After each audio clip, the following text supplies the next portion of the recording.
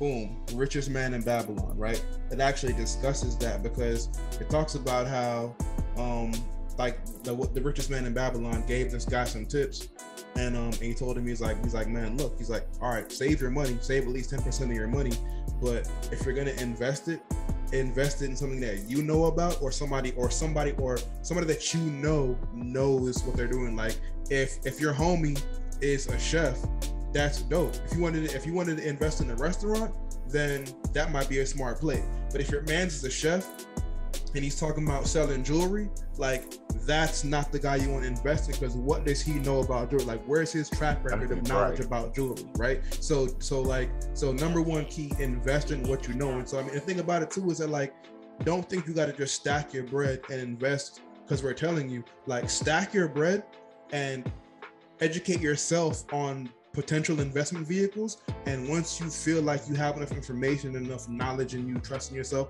test it out a bit and then scale from there. But don't just have a bunch of money and say, all right, cool, I'm gonna throw all my money in Dogecoin because hey, you know what I mean? Like, that might like what do you know about Dogecoin? What do you know about the technology it's built on? Like what do you know about the team behind it? Because if you're somebody say, yo, buy crypto, and you throw a bunch of money in crypto without even knowing exactly what it is or what you're trying to do, that'll be an L for you. I built this me, brick by brick. Welcome to Brick by Brick, where we discuss different ways for you to build your empire, one brick at a time. We discuss everything from real estate, e-commerce, stocks, crypto, and more. Whether you're an entrepreneur, working a 9-to-5, or in the streets, Brick by Brick is here to help you get to the next level.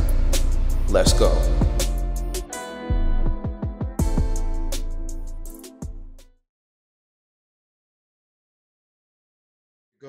Yo, what is going on? Welcome to another episode of the Brick by Brick Show. I know we've been gone for a minute. This is episode 1 of season 2. We're right back at it, man. So yeah, we had a lot of things going on.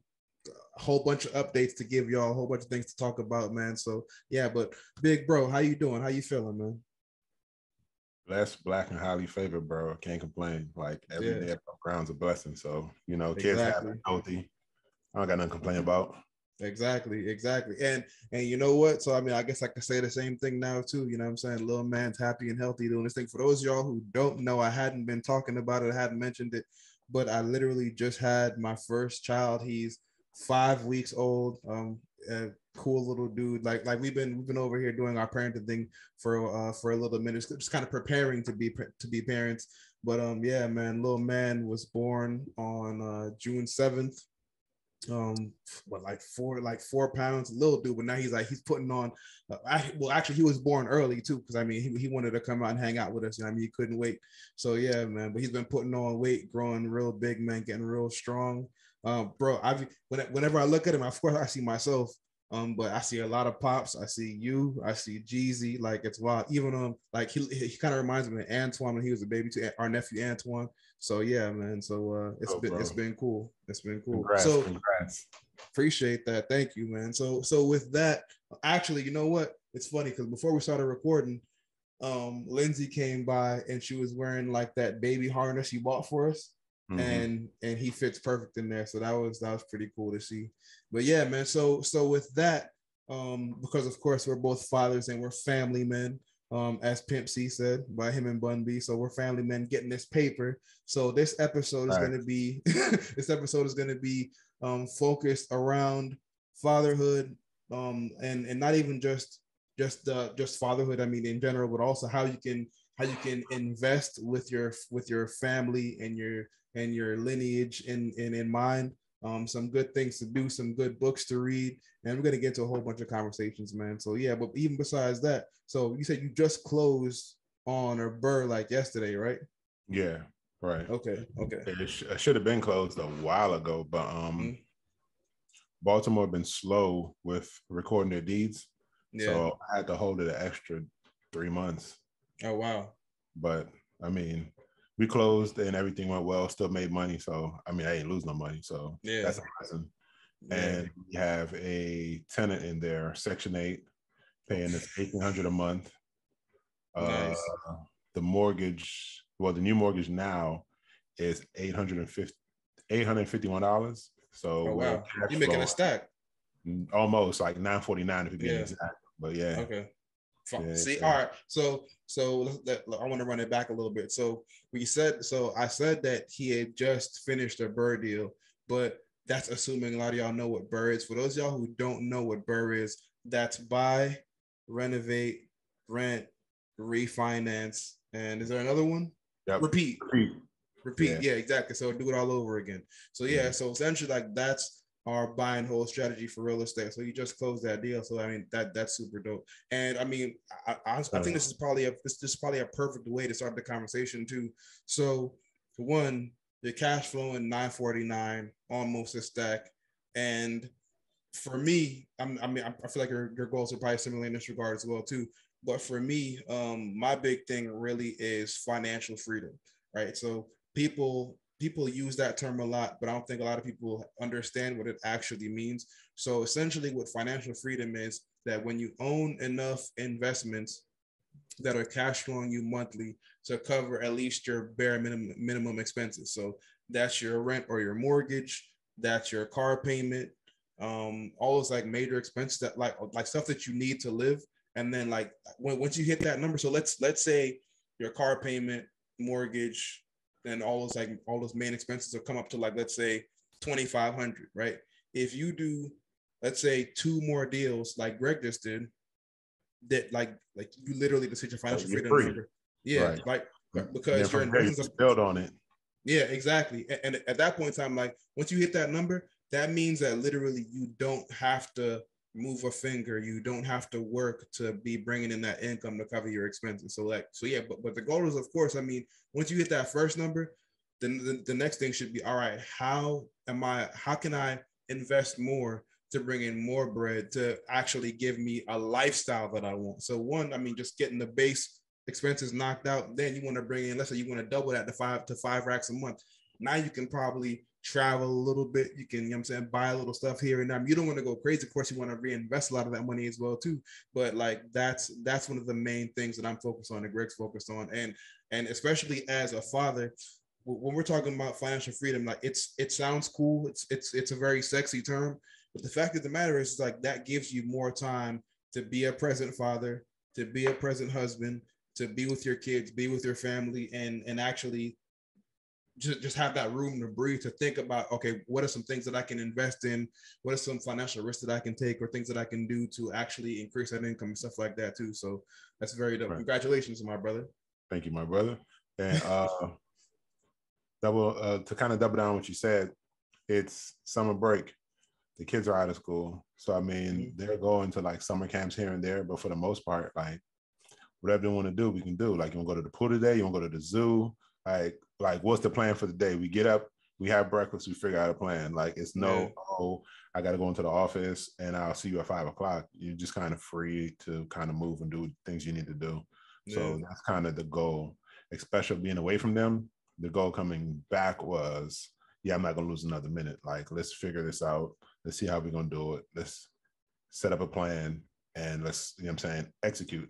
Like even on this Burr, like my Burrs, they have to be infinite Burrs, meaning whatever it costs me at closing, I'm getting every dollar back and then I'm making a profit. Like even if you just get every dollar back to go redeploy, that's an infinite Burr. But if I'm out here working, managing the guys, it's a job, you know what I'm saying? Yeah. So not only am I getting every dollar back that I invested, I'm making a profit. And then I'm taking all that and rolling into the next deal or 2 more deals and things of that nature. So, and I mean, the more I do, the freer I get. So, that's good, bro. That's what it's about, man. It's about really like buying your time back. You got to put the work in. Of course, you got to put the work in. You got to put the money in. But what you want to do is buy your time back and earn your time back so that you can really be free and do what you want to do. Because, I mean, having money is cool. But, like, in my opinion, if you're making $250,000 a year, whatever the number is, while being financially free, is better than having a $500,000 a year corporate job. Because it's like, all right, cool. Like, you're making that bread, but you can't even enjoy it. You got deadlines, you're stressed, you're this and that. So it's like, unless you're going to work that job unless you got a timeline where you want to grind it out, and stack that bread and then invest, cool. But like, I mean, if you can make some good money and have your time back to be with your kids and do what you want to do, like that's the ultimate win right there. But it even gets bigger than that. I was watching a Breakfast Club interview earlier today, and the brothers from Earn Your Leisure was on, and Rashad? Anyway, one of them was like, you can work like you can work a job for 20 years. And at the end of the day, when, you know what I'm saying, like when your kids are old enough, you can't guarantee them a position because you don't own this job. Now, if you go create your own company and build that company up, then your children will always have a place if that's what they want. But they have the option to say, hey, I want to go work with dad or mom or whatever, or I want to blaze my own path, but they have that option. Now, if you're constantly working for someone else, like one, you're spending your time building their dreams, so you have no time to really build your own. And two, you can't really leave any of that to your kids because it doesn't belong to you. Like none of it does. You got no ownership. You got no equity. I mean, you're building up somebody else's thing, which is cool if that's what you want to do. Because there are folks who have they have no entrepreneurial ambitions. But if you're listening to this podcast, I'm pretty sure you do have those ambitions. So it's like, all right, cool. And even if you have a day job, that's cool. Work your 9 to 5. But then if you got a hustle, you got a side idea for a hustle, hey, work that 5 to 9, 4 hours a day, and put money into that because you can build that up and have something for your kids and your family to work in as well. So it's a major key. That's a fact. Yep, most definitely, man. So yeah, and big up to the Earn Your Leisure folks over there too, and $1 million worth of game and all the podcasts doing their thing. 85 South Show, shout out to them as well. Big ups to them.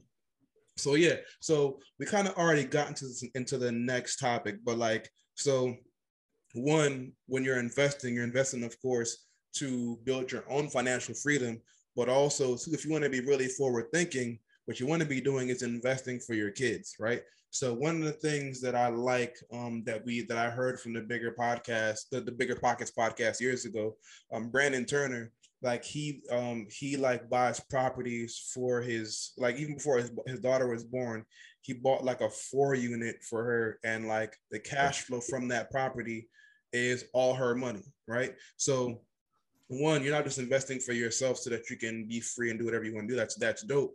But also too, kids are expensive, right? So if you have an investment that's bringing in money, that investment can literally pay for all.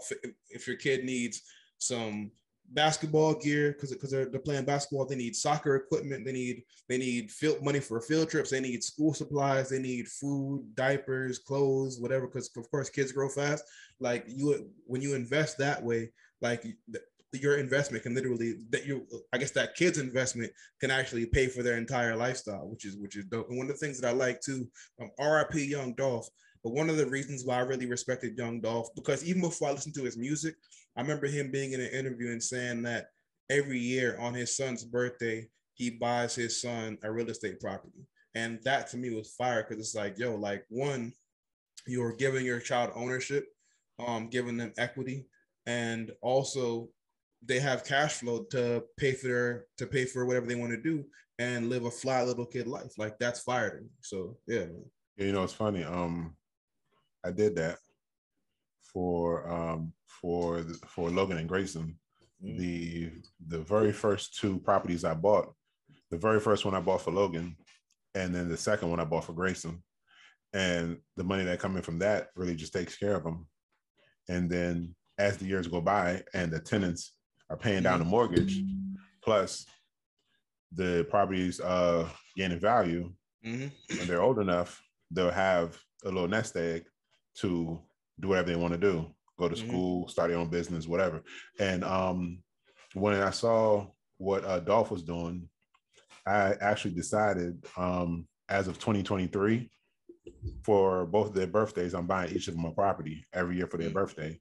So they're 6 now. You know, by the time they're 20, they'll have 15 properties or so. Yeah. Fire.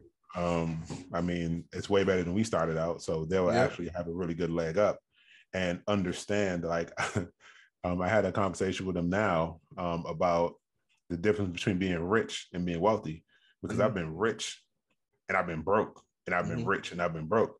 When you get wealthy, as long as you manage your asset properly, that's forever. You never really go broke. Yeah. You know what I'm saying? So like, and like I hear him having these conversations. So we were in the car and Grayson broke it down for Logan. I don't remember where it was going. And he was like he was breaking down the whole aspect of being wealthy. Yeah. And I'm like, oh, dope. Like they're really paying attention. You know what I'm saying? And like, I put him on punishment the other day. I remember what he did. He did something. Man, that dude always up to something. He like I don't get it. Like he's always, and like I asked him, like, bro, why did you do that? Yeah. He just shrugged his shoulders, like, bro, I don't know. I'm like, I feel you, son. Whatever. Kids. Like, right, kids. You know what I'm saying? So I remember what he did, and I punished him from his iPad. I think he hit his sister or he pushed her or something. And I'm real big on, bro, that's your sister. It's your job to protect her. Number one. And number two, she's a female. So you should never be pushing her or hitting her. I don't care how old you are. It just shouldn't happen. You know what I'm saying? Yeah. So I think it was something along those lines. And I took his iPad and she still had hers, but I kind of felt bad. But I'm like, yo, he kind of has to understand that that's not okay. Yeah. So he kept asking me, like, he doesn't understand the concept of time. Like every 5 minutes, he come like, yo, bro, has it been long enough yet? I'm like, nah, son. And then like after the 5th time, I'm like, all right, son, buy it for me. How much money you got? He was like, I don't know. I have my money in my piggy bank. I'm like, yeah, but that's your savings. So you shouldn't squander away your savings. You should save and invest. So every chance I get, I try to give them a little bit of game. You know what I'm saying? Yeah. And like they're getting it. You know what I'm saying? He getting it. Like I was counting some money yesterday. I went to the bank and I got some money to pay my guy Carlos. So yesterday or today? Yeah, yesterday. And he walked in and he seen me counting the money and he was like, oh, you're rich. I'm like, we don't do rich around here. We do wealthy. He was like, can I have some? I'm like, what you gonna do with it? Go buy toys. I'm like, we're not buying toys right now. Yeah. I have a room full of toys. Yeah. Now, if you were telling me that you had some plans for this money, then cool, I give it to you. But if you're gonna buy toys, bro, you got a whole room full of toys. Like, we're not doing that. Like if you was gonna get a lemonade stand or something like that. Then, you know what I'm saying? Yeah. But I mean, he's sick, so I don't really expect him to really want a lemonade stand. But I want him to get to the point where he just doesn't feel like his money's burning a hole in his pocket and he needs to spend it. Because that's kind of how we came up. Like, yo, bro, I got money. I gotta go blow it. Blow it for what? Yeah. Like, what are we gonna do tomorrow? Yeah, exactly. And it's so funny. And I'm glad you did that too, because it's like so many of us have like this, like people talk about living check to check, but a lot of folks are like living like just day to day. Like they're not even thinking about 5, 10, 15, 20 years from now. And it's like, you can literally have the like folks are so focused on instant gratification, and it's like, yo, if you just wait a little bit, stack, be patient, you can have everything that you want. Because at the end of the day, like something new is always coming out. It's going to be some new fly shiny thing. That's cool, but stack your bread and invest and spend it the right way, and you can have all that plus more, and not even have to worry about that. So yeah, that's definitely smart. And on top of that too, teaching kids financial literacy now is so important, because this is the age where they're really sponges and they're soaking up all that. They're soaking up and retaining information. But like planting that seed now is like, that's inviolable information, bro. That's dope. That's fire. And that's why I try to hit him with it as much as I can. And to be honest, I used to live day to day, not even thinking about tomorrow. Well, one, being younger, I really didn't.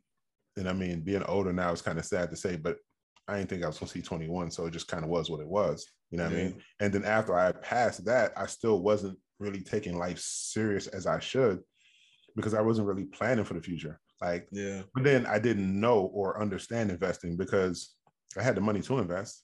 Just didn't understand it. You know what I'm saying? And like the only real, I mean, I'm sure if I really think I could think of a couple. Oh, no. I mean, I did invest in a lot of stuff that really was trash, but it was my fault for not doing my due diligence to understand what this business plan is. You know what I'm saying? Like, don't tell me, hey, bro, we about to go make some t-shirts and I got this dope idea and I see your t-shirts and they look good. Yeah, they look good. But what's the marketing plan behind it? Do you even know how to market? You know what I'm saying? Like, who's your audience? Like, none of that. I just was like, oh, all right, them shirts look good. He seemed to know what he's doing. Hey, take my money. I internalized the end of the money. Like, so it wasn't until I started having kids where I realized that, hey, bro, it's really bigger than me. So I really have to focus now. And now every move is calculated because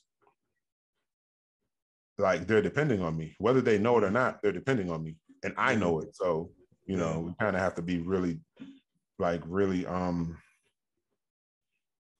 diligent, very focused. Right, on the moves that we're making and make the right moves for them, and then teach them along the way, because you can't, like I've seen it too many times before, like you can't mass all this wealth and then just be like, here, Junior.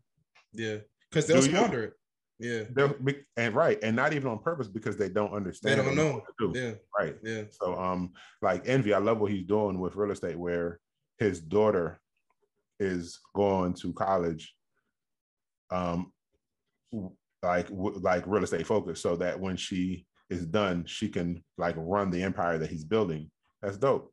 And I mean, your kids don't have to go to college for that. I'm not for and or against it, but you have to have a plan, and you have to start teaching them, because if you don't, they're gonna squander it. So all your work will be for nothing. And you know what? You said two important things, and I was gonna just discuss these in a particular segment, but this is a perfect segue. One, you said you had the money, but you didn't really know what to invest in. So like people had ideas and you put your money with them, but you ended up losing it. So boom, Richest Man in Babylon, right? It actually discusses that, because it talks about how like the richest man in Babylon gave this guy some tips. And he told him, he's like, man, look, he's like, all right, save your money, save at least 10% of your money.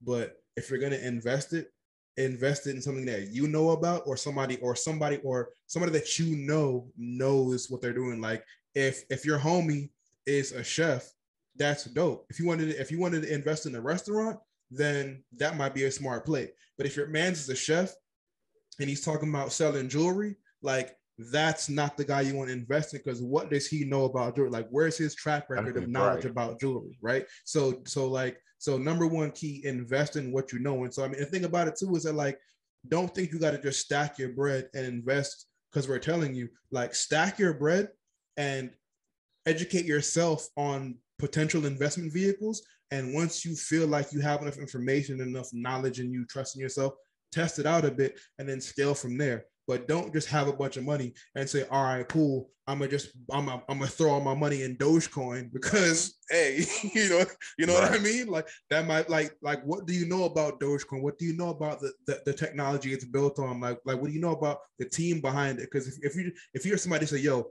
buy crypto, and you throw a bunch of money in crypto without even knowing exactly what it is or what you're trying to do, that'll be an L for you. So be very smart in what you're doing and be very diligent. And the next thing too is a couple things from this, right? The next thing is that you got to teach your kids what like real financial literacy, because the actual statistics say that wealthy families, by the second or third generation, all that money is gone, and the third or fourth generation is back to square one, and they got to get it out the mud, right? So it's like if you're not teaching your kids what to do with money, and how to use it wisely and how to spend it and invest it, then you're building up an entire legacy of generational wealth. It might be generational for 1 or 2 generations, but by the third, it'll be gone. So what you want is like, you want a fortress of wealth where your kids can eat and be Gucci forever. So yeah, major key. And the last thing too, I like what Envy's doing with his daughter, because you got so many people who are going to school and getting degrees, but they're getting degrees in things that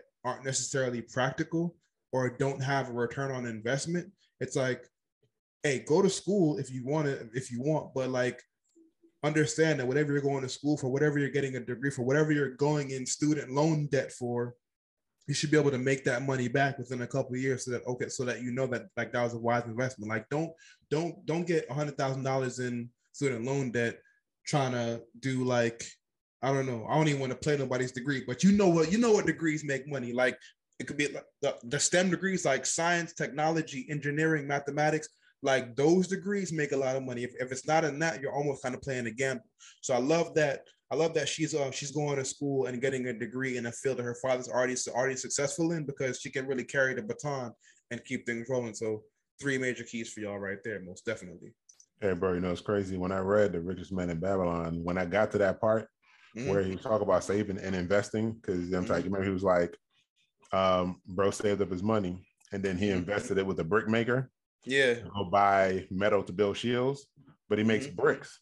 So no, it was jewelry. It was jewelry, some jewels or whatever. Yeah, jewels. And you know what I'm saying? Like that money was squandered away. You know what I'm saying? Like he bought all glass. I laughed because I'm like, duh. I've been there. I don't know. Like, I'm just giving these dudes bread because I rock with them. Yeah. They don't know what they're doing. Like, they're shooting in the dark and they're gambling with your money. So I made it my business to, when I said, bro, I'm really doing real estate, I really spent the time to learn. And when I felt like I had enough information, I started trying it. And I just kept failing forward. And with it failing forward, I learned more and I scaled. And then now, like, I be having the kids involved. Like, no, I'm at the dirty house. They know that the house ain't gonna be dirty no more. When it's done, they'll be doing cartwheels. And like Logan does handstands on my freshly painted walls. I'm like, baby, you cannot do like I'm literally outside cutting the grass and I come back in and they're chilling now, watching their iPad. And we leave and I come back 2 days later for the final inspection. And I'm like, it's footprints all up on the wall. And I'm like, this is only Logan because she likes to do handstands. So like, I get home like, baby, you can't do handstands on the new walls. Like, at least take your shoes off. But you just like, if you have to do them, at least take your shoes off. You know what I'm saying? But they're getting it that, hey, the house is dirty and now it's not anymore. And like, you'll ride by and they know that, hey, someone is paying to live in my house. I'm trying to remember the exact words Grayson to use because one of the so I bought him a 2-family and the downstairs apartment, the private school that he used to go to, his friend that was in his pre-K class, him and his mom live in the downstairs apartment. So whenever we pull up, he'd be like, that's my house. But my friend from, I forgot the name of the school. You know what I'm saying? He's like, yeah, but they're living there and they're paying me to live there. I'm like, yeah, basically. You know, I'm saying, like, I'm not putting money in your hand, but yeah, basically. It's just how it goes. That's dope. Keep building from there. And you know what though? Like, people say things like let kids be kids, and you should let kids be kids, right? Of course, I mean, like you're only a child once you got to enjoy that time. But at the same time, and on the same token, right? It's like you have to teach them this information now because you're an adult far longer than you are a child, right? And one of the things that wealthy families do is they have their kids, they're not growing them up too fast, but they have them they have them mature very quickly and understand mature concepts very quickly, because if they don't, then you're raising a liability. And what we're about is not only investing in assets, but creating assets, and not just brick and mortar buying houses and businesses, but like your family, your children should be assets, right? Because when, I mean, you're raising them up, I mean, you're going to get older and they got to be there for you the same way you were there for them. And it's like, how can you best prepare them to be great adults and great members of society? And the way that you do that is giving them the information that you're giving them, like, hey, like, and the thing about it too was like, explain things like you would to a 5-year-old, because if you can do that, you know what you're talking about. But then two, these kids are smart, they retain information. Let them know, yeah, I bought this house for you. It was a dirty house, now it's a clean house, your friend lives there and they're paying you to live there, and boom, like they can get that. And like, and kids are going to want to do more of that. They're going to want to carry that on, you know what I mean? So yeah, that's dope, bro. Well, yes. And our culture, I think, is the only one. Well, I can't say the only one, but I know I can only speak for our culture, really and truly. We don't necessarily do that.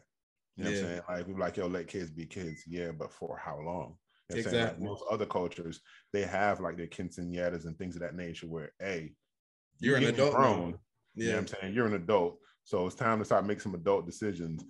This money that you got from your party, yeah, let's go put that in the bank. Let's go invest it. Like they start doing these things early. So we have to do the same. Yeah. Because if not, like, we're not going to grow. Like, we're just not. Like you said, we're just going to have a whole generation of liabilities, which makes no sense in the world. So we have to teach them from the young. And they have monopoly for kids. They do. You know, it's funny. I was thinking about that. I was thinking about like the Monopoly game. Like I didn't even know they had it for kids, but like, yo, that's necessary. Yeah, so we got it. And I'm saying we don't play as much as we should, but now that we're home for the summer, we're gonna do that more. Because I mean, it's a game and it's fun. But when you explain to them, hey, this is Monopoly in real life. So the same way you play this game is the same way you need to play with your investments. Well, not play, but the same way you need to handle your investments where, you want this land. Now let's build on this land. And let's go bigger. Oh, now we're big enough. Now we're going to charge them the maximum amount for this land. And you got to make it fun. Back and collect that money. Yeah. That's dope. And you know what, too? It's funny you even brought up the quinceañera thing, because, like, for me, like, I always liked how Jewish people did like bar mitzvahs and bar mitzvahs. I couldn't remember what it was called. That too. Yeah. Yeah. It's like even though we don't do that in our culture, that's something that I mean, well, back in Africa, they had like rites of passage and different things like that. So I mean, like that is a thing. But I want to bring that was stripped away from us. So it was.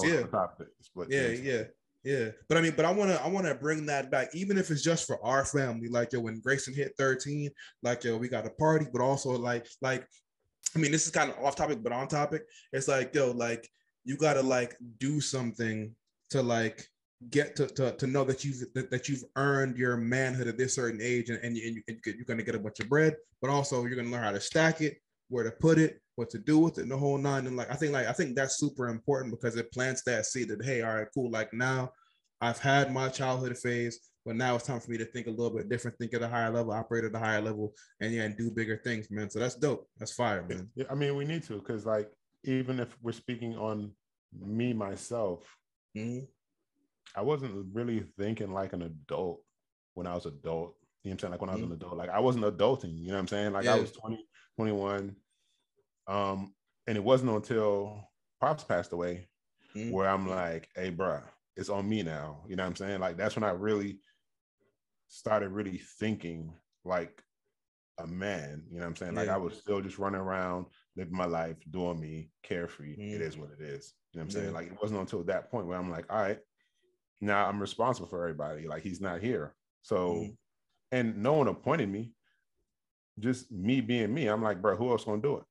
Yeah, I got to do it. Like if I don't do it, then who gonna do it? So, and I mean, but by then I'm like 20. You know what I'm saying? Like I should have been like mentally more focused and mature when I was younger. Because I mean, nothing before it's time, but like if we know better at this point, we actually have to do better. You got to do better, yeah. And that's the thing about it too. It's like a lot of us just didn't know, and a lot of folks in their 20s, 30s, 40s still living in their second childhood, honestly, right? So I mean, the fact that you were even able to have that self-awareness, like, all right, cool, like now I got to put away the little kid stuff and kind of step it up. Like that's major, and salute to you for that, because you've been doing a great job. You know what I'm saying? So I owe a lot of who I am and what I've accomplished to the foundation that you helped lay. You know what I'm saying? So yeah, big ups to that, man, for real.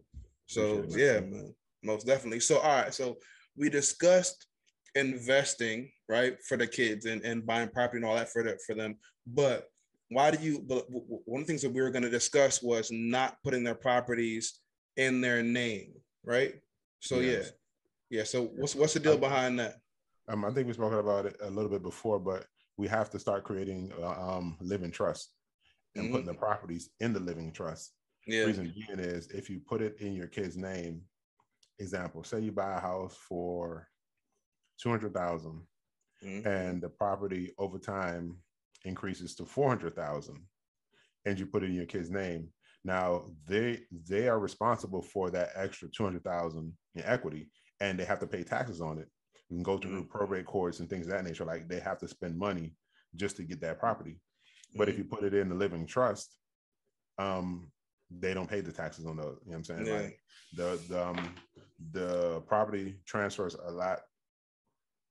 It's like the transition from you to them is a lot more seamless, and they avoid a lot of the taxes because it's not like, I mean, and like I say it all the time, inshallah, like between us, it's really not about how much money you make, it's about how much you can keep.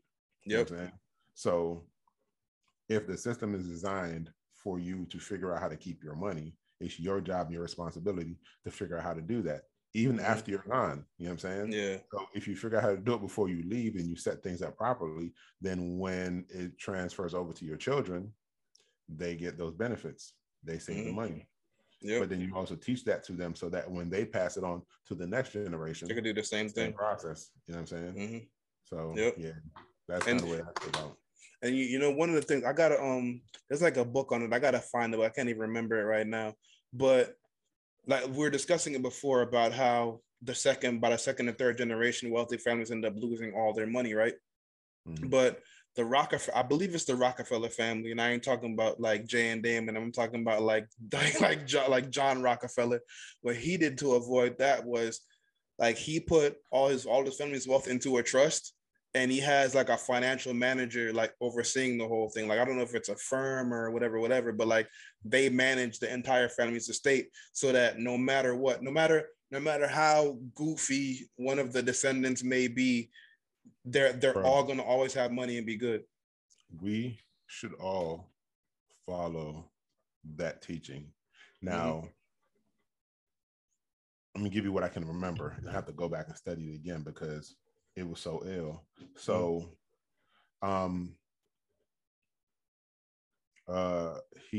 so say he has $5 million, right?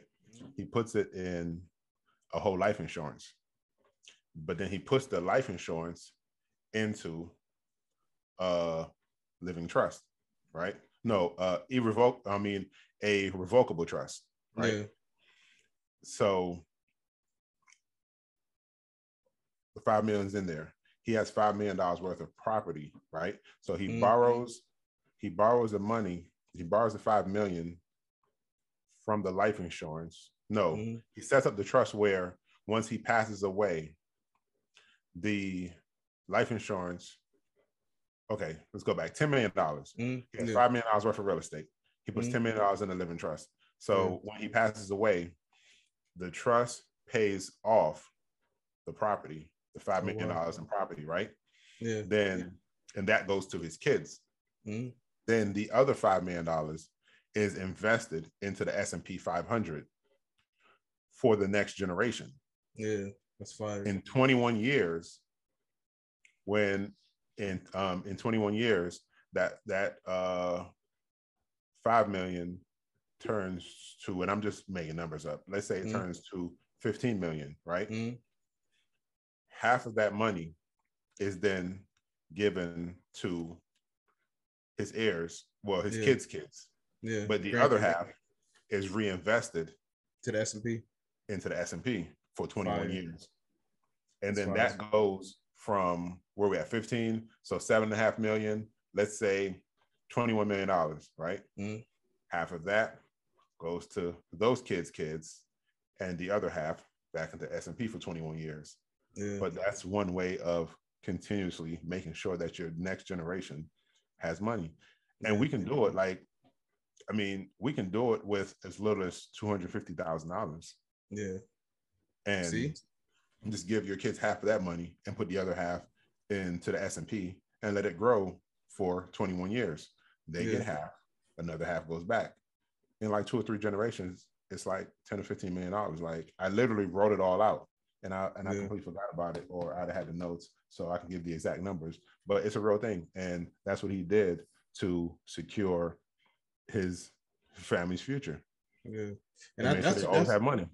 And that's what it's about, man. Like what you're doing now. I mean, there's a quote. It's like you plant a tree now, not because, you plant a tree now, not because you're going to be able to benefit from it, but like your kids are going to be, they can sit in the shade of that tree. Kids will sit in the shade. Yeah, you know what I mean? Like, and that's what it's about, man. Like, and for a lot of folks, thinking long term like that is kind of crazy, but when you talk about real wealth and people with real money, that's exactly like while folks are living day to day, you got folks planning 25, 50, 100 years ahead. And that's why their families are what they are, because I mean, that's just the name of the game. And the fact of the matter is like, even if you had to get it out the mud and grow up hard, that doesn't mean that your kids have to, or your grandkids have to. Like your goal as somebody who knows better, because what we're talking about is knowing better and doing better. If you know better, then that means you got the responsibility to do what you need to do and get things in place so that they're good. So definitely a major key. So with that, right? The next book, which I think is probably the perfect book for us to even segue to.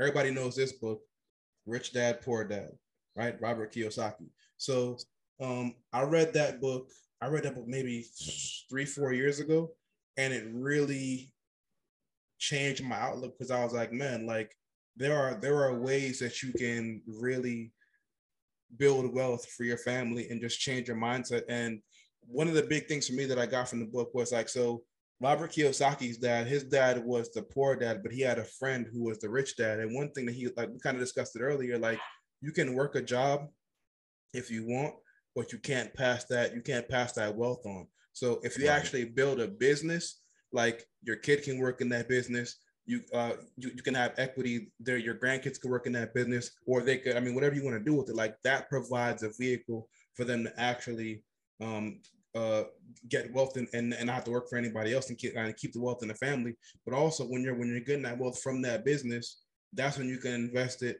and build a real estate portfolio and build equity and build cash flow, and that can sustain your family now and build equity for the long term and for the next generation. So the second book I recommend, number 1, The Richest Man in Babylon, and number 2, definitely Rich Dad, Poor Dad, because there's so much game in here. I mean, and Kiyosaki's been in the game for a minute. A lot of folks debate the book.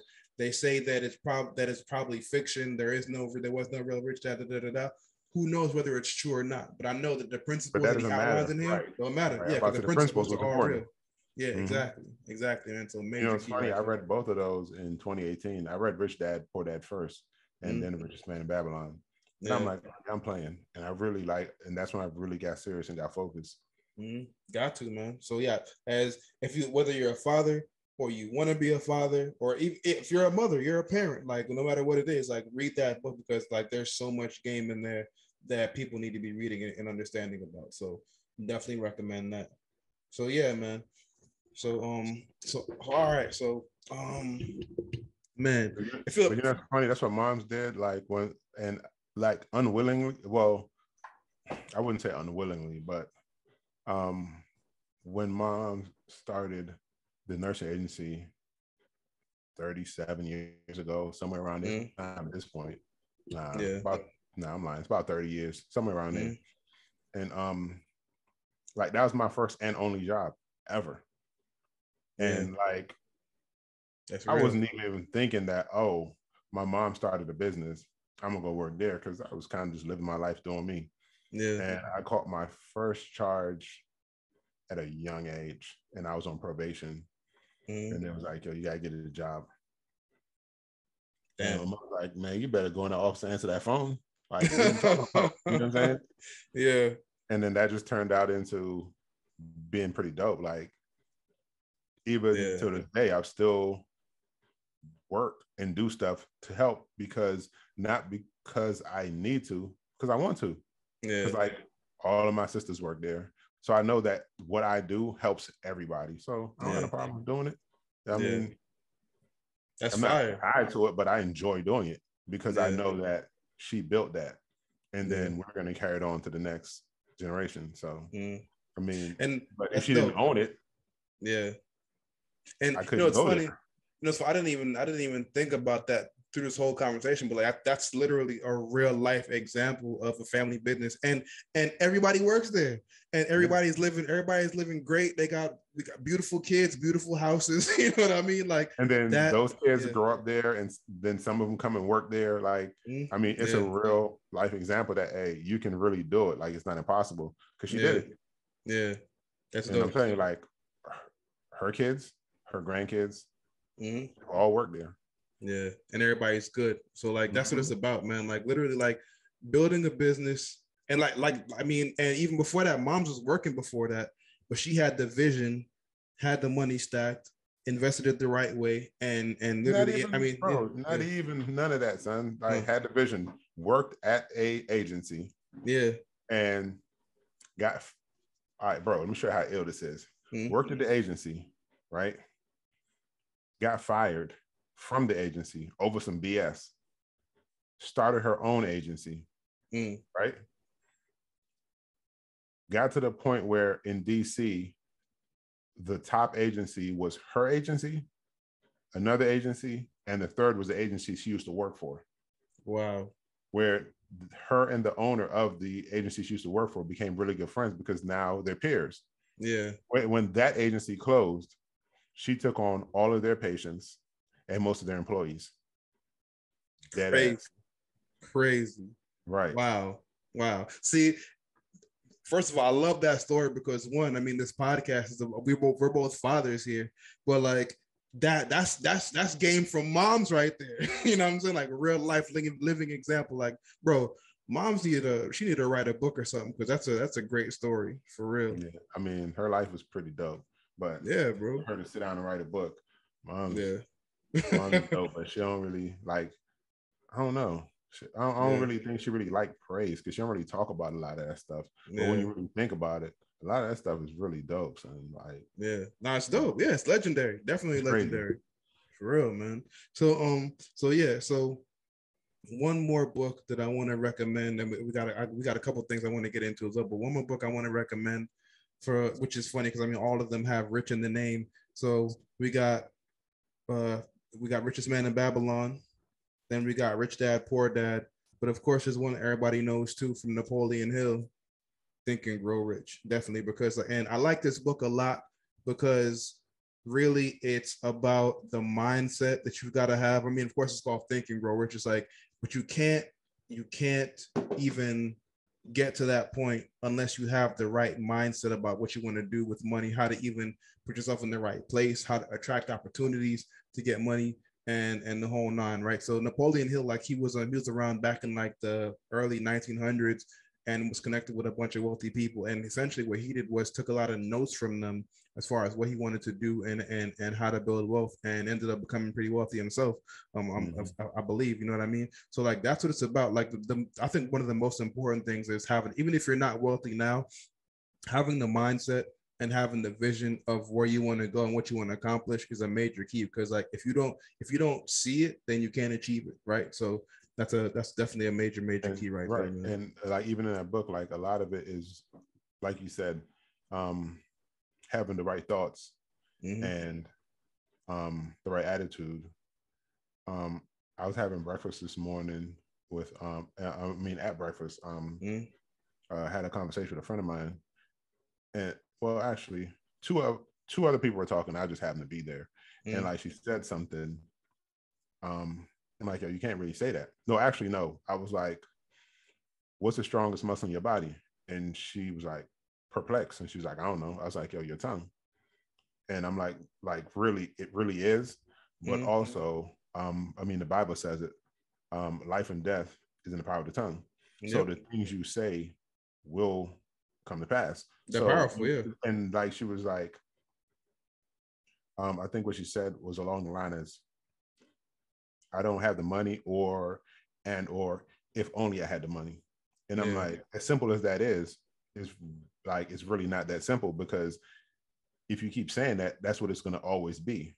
You know what I mean? So you have to change your mindset and the things that come out of your mouth and watch things change. Like once you have a positive attitude and you kind of attract positive, I'm saying like positive things towards you, it will get better. Like it will, you know what I'm saying? Like, and some people might say, oh, it's easy for you to sit there and say it. But I mean, I've been there and I've done it. Like I'm not saying it because it sounds good and or because I read it in a book. I mean, it's a fact. Like, living testament. Like I stay like I don't certain conversations. Like I'm not interested in having it. Like I'm just not. You know what I'm saying? Like you want to talk about how to get something done or whatever it may be, but don't tell me, oh, you're broke, you're poor, you don't have it. It just doesn't work for me. Like you don't have it now, but just keep saying, oh, I'm gonna get it. It's gonna happen, and then start working towards it. Because faith without works is dead. So be faithful and believe it, and then work towards it. Boom. Like make it happen. And I mean, it sounds easy, and it's not that easy, but it's one of the first steps you take. You know what I'm saying? Like it's simple. Doing it. It's simple, but it's not easy. Yeah. Right. Yeah. Facts, that's what it's about. Facts. Yeah, man. Facts. So it definitely takes a lot of time and a lot of dedication and discipline too. So yeah, man. So all right, man. So we got some. We gave y'all some major tips, some major books that you guys are gonna want to read and want to check out and different things like that, different ways to invest and stuff like that.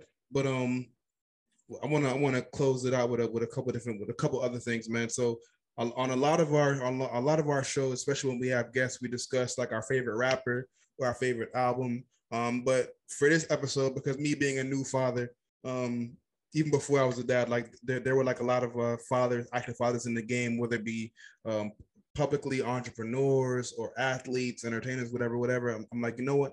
I respect their game, how they live with their kids, and how they hang out with their kids and take care of them, and how they're active fathers in their lives, man. So I wanted to shine a light on a couple of different fathers that I respect and I like. So one, obviously I'm a big basketball fan. So I guess there are two guys I want to shout out. Definitely want to big up LeBron James. I mean, great entrepreneur, investor, probably the top guy in the game of basketball right now. But I really appreciate and love how he is an active father for his sons and his daughter. So salute to him. Definitely super dope in what he does for them. Especially, I mean, like he's damn near a coach for his sons playing basketball, and they're killing it in the game right now. Like he's super active at their games, always out there, always present. And I mean, he's a guy who could be all over the place, anywhere, doing this deal and that deal and training for this and training for that. But I love the fact that he still makes time to be active and be there and be present, man. So shout out to him. Definitely Steph Curry. I want to big him up as well too. Like I love the way he does this thing with his kids, man. So that's super fire. So yeah, who you wanted to big up, Greg? I think Jay-Z's a dope dad. Yep, definitely. I mean, you don't see a lot of him and his kids, like pictures and things like that. But like, if you listen to his music, you can tell that like, it sounds like he's really serious about being a dad. Yep. Fab is a dope dad. Like he's a dope. Well, I mean, Jay a dope ass rapper too. But like Fab, ill. But like they make being like, like back in the day, like you wouldn't really see people showing their kids or their family or whatever. But like they make being a dad cool. Like we bring that back. Like it's nothing wrong with being present and being a father. Like so, like I think that's pretty dope. DJ Envy. I mean, he has a lot of kids, but he's really like about his kids. Like I don't know him personally, but just from watching his grind, he will go without sleep to make sure he makes money to provide for his family, but also be there for almost everything they have going on. So shout out to them. For sure. Yeah, definitely, man. So yeah, man. So definitely big ups to them, big respect to them, man. So yeah, so yo, shout out to the fathers doing their thing, man. Like what it's about. Yeah. Trey the Truth. Shout out to him. Really? I mean, he's just a dope human being. And Fat Joe as well. I mean, there's a lot of really like famous people, I guess you would call them. But like they're really out here dadding. You know what I mean? Yeah, really out here dadding. Shout out to you. Shout out to Jeezy. Boogie, shout out to you, man. Yeah, Jabri, Puck. I mean, like these are like guys that I know that are like really involved in their kids' lives, and I think it's pretty amazing. Like, my guy like, Carmelo too. Yeah, like even Boogie. I think Boogie was the first one out of all of us to start having kids, and he was like dadding on a whole nother level. Like we were like a crew of dads. Like, it's funny, like. I wouldn't say tough guys, but call it what you want to call it. You know what I'm saying? And then we were all dadding, like, you know what I'm saying? Like Juju, we were all her dad in a sense. You know what I'm saying? Like if he had to go to work early, Rye would get her up and get her ready, give her breakfast, make sure she get to school. Like, you know what I'm saying? Like, man. Like I remember that too. Dad's cool again, bro. Like, ain't no way around it. That's what, and you know what too? One of the things that I love, man, is that I mean, as Black men, there's been a negative, false narrative about us being fathers, but the actual, I don't know if it was the CDC or whoever it was, they actually did a study that said that when Black men are actually, when they have the opportunity to be in their kids' lives, they're actually the most active and present fathers like in the country, right? So that is super dope. So salute to the black man for being present, being dads, changing the narrative, and raising up these babies, raising up these families. Man, that's what it's about, man. So and the fact of the matter is, like, yo, kids need their moms, of course, but they need their dads too. Like while mothers provide a lot of that love and that nurturing, we provide a lot of that too, but also we provide that structure and that discipline. And we ain't talking about like beating the kids and abusing them or nothing like that. Like, no, like sometimes just having just being that figure really helps to avoid a lot of potential negativity and BS, man. And they say that kids that grow up with their dads grow up healthier, and I think that's a very major key too, man. So yeah, so shout out to all the dads doing their thing, man.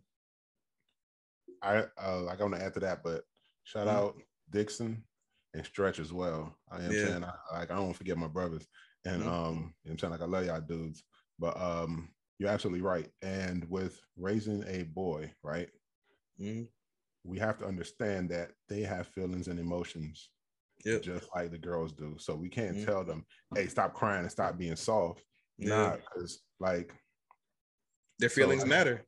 Right. So like I realized I used to do that because I thought being tough was just being tough and being emotionless, but you're not really emotionless. Like you suppress your emotions and then you lash out and into violence, or you know what I'm saying, like to whatever the case may be. So we have to make sure we start like letting our boys know that, bro, it's okay to have feelings, and it's okay if you need to cry.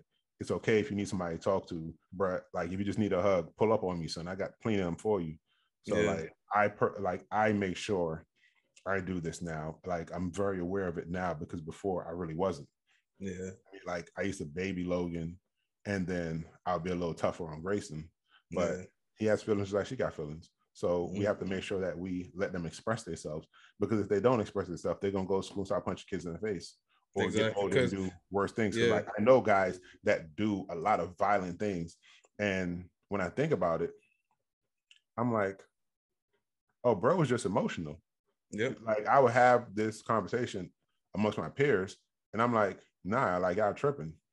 He wasn't really going hard, and he wasn't like super tough. Bro was emotional. Like he acted off emotions because, and then growing up, not knowing how to deal with your emotions in a healthy way, violence. You know what I'm saying? So like, we have to try our best to raise well-rounded young men, boys, to understand that, hey, bro, it's okay to cry. It's okay to have feelings. You know what I mean? Like, it's okay to be respectful. Like, you don't have to feel like you have to disrespect everyone to be tough. Nah, like, just be cool. Like, as long as you can defend yourself and you stand on your square, like whatever your principles are, you stand on that. I respect you as a man. You don't have to be a tough guy. Like, and honestly, I mean, you said something real too, because like a lot of the guys that people think are big steppers and the biggest gangster and really, he just doesn't know how to manage his emotions. He don't know how to deal with the bro just need a hug. He need a hug, bro, for real. Right. So I used to wonder, not really wonder, like I don't even know how to put it, but anyhow, it's like, it's okay to have feelings and emotions. Like it's important to know who you are as a man and stand on your square and don't fold for anyone. You know what I'm saying? Like you don't have to, like, I respect any man that'll tell me, like, when we were living how we wasn't supposed to be living. I respect a man that'll tell me, yo, I'm not really living like that. So if there's a problem, I'm gone. Okay, I understand where you stand. I don't want you to tell me, oh, I'm a ride with you. I love you. I'll this, that, and the third. And when something happened, I'm standing there by myself. That makes no sense to me. Like in Boys in the Hood, when he was like, yo, let me out the car. Bro, you should have never gotten the car to begin with, because you know you weren't built like that. And that's okay. It's nothing wrong with that. So, but like, if we start raising our boys to understand that, yo, it's okay to have feelings and it's okay to express my feelings, then they will probably more so understand themselves and be well-rounded men that can be good husbands, be good fathers, You know what I mean? Like, they don't have to be yelling at their kids all the time and hitting them and whatever. Like, they can understand, look, I can pull up and have a conversation. Because I'm telling you, bro, Grayson be trying me. And I just pull up on him and have a conversation. I'm like, hey, bro, what's going on? Talk to me. Because obviously something's wrong. So tell me what it is. Like, you need a hug. Like, what's going on? Like, let's have this conversation. Like, I'm not just going to yell at you and put you in a timeout or put my hands on you just because you're acting out. No, you're acting out for a reason. So what's wrong? Talk to me. Tell me what it is. You know what I'm saying? And let's figure this out together. But if we don't do that, who's going to help them? You know what I'm saying? Because, like, as Black men, we think going to therapy is soft. And this week, it's really not. So if they're not going to go to therapy, so who are they going to talk to? Exactly. No one is going to bottle it up, and it's going to come out, and 9 times out of 10 it's going to come out in violence. Don't make sense. And I respect what you said too, because for real, like that like being a dad in that way, one, it provides a safe space for them, but also two, it helps to build that level of trust and that open line of communication. Because like if they don't have that, then they're going to be sitting there stewing, and if they can't talk to you, then they're totally less likely to go talk to a therapist or somebody. You know what I'm saying? So yeah, or a stranger, or you know what I'm saying, a cousin or whoever. You know what I'm saying? Like, who they gonna talk to? Exactly, man. So yo, that was a fire little first episode back. You know, I mean, we hadn't recorded for a while because I was on paternity leave. You know what I'm saying? Nah, man, you was on maternity leave. Whatever. Chill. Whatever. You know what I'm saying? But like, but we back and like, yo, we gave y'all game on investing for the kids, the trust, some books to read, some other guys that you can learn from as far as like dope dads doing their thing, but also some real man-to-man game on raising these babies up the right way, man, and raising them up in a healthy way, man. So like, yo, this is episode 1. This has been episode 1 of season 2 of the Brick by Brick Show. Be glad to be back, big bro. Glad to be back, chopping it up with you. And yeah, man. Hope y'all enjoyed it, man. Catch y'all later, yo. Peace.